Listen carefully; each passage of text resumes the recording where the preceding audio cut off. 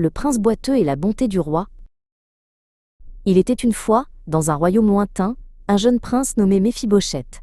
Il était le fils du brave Jonathan et le petit-fils du puissant roi Saül. Son enfance était remplie de joie et de rire, entouré de l'amour de sa famille.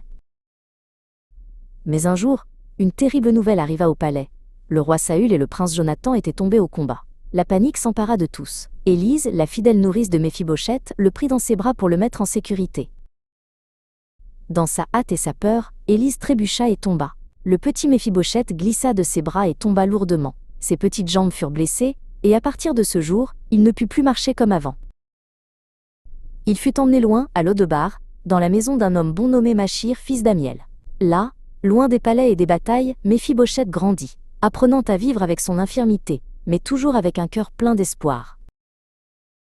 Des années plus tard, le roi David, qui avait pacifié son royaume, se souvint d'une promesse faite à son cher ami Jonathan. Il chercha s'il restait un membre de la famille de Saül, à qui il pourrait montrer de la bonté. C'est ainsi qu'il découvrit Méphibosheth. David envoya des messagers pour le ramener, lui et son jeune fils Mika, à Jérusalem. Méphibosheth, craintif mais curieux, accepta l'invitation royale. Le roi David fut rempli de joie de revoir le fils de Jonathan. Il lui rendit toutes les terres et les biens qui appartenaient autrefois à sa famille. Mais le plus grand honneur fut de l'inviter à manger à sa table, comme l'un de ses propres fils. Mais la vie n'est pas toujours un long fleuve tranquille. Un jour une révolte éclata, et David dut fuir Jérusalem. Tsiba, le serviteur de Méphibosheth, profita de la situation pour calomnier son maître auprès du roi.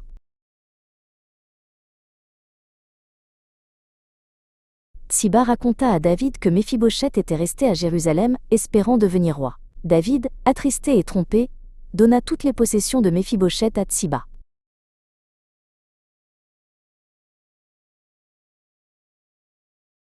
Quand David revint victorieux, Méphibosheth vint à sa rencontre, le cœur lourd. Il expliqua sa loyauté et prouva qu'il n'avait jamais trahi le roi. David comprit son erreur, et, bien qu'il partageât les biens entre les deux hommes, Méphibosheth était juste heureux que le roi soit en sécurité.